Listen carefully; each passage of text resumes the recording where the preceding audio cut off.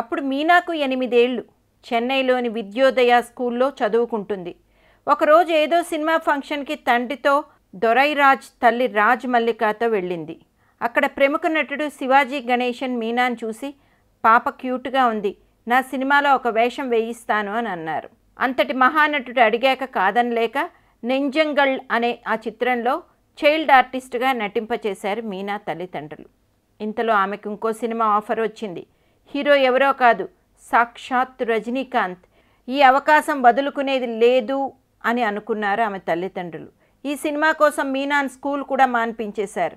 1984లో వచ్చిన అన్బుల్డ్ రజనీకాంత్ అనే ఈ చిత్రంలో మీనా రోసీ అనే పాప వేషం వేసింది. క్యాన్సర్తో బాధపడే ఆ పాప ఆఖరి కోరిక హీరో రజనీకాంత్ని చూడాలి.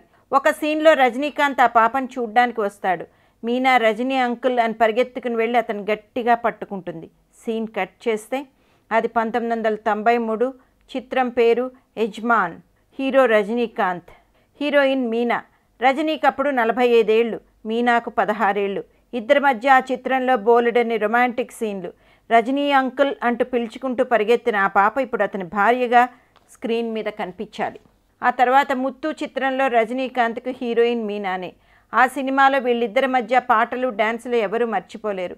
జపాన్ దేశం వరకు వెళ్ళిపోయింది ఈ హాట్ జంట రొమాన్స్. అలా పాప మీనా రజనీ అంకుల్కు కౌగిలించుకుని సరసం ఆడుతుంటే తమిళ సినిమా ప్రేక్షకులు ఇదెక్కడ విడ్డూరమని నోరెళ్ళబెట్టారు.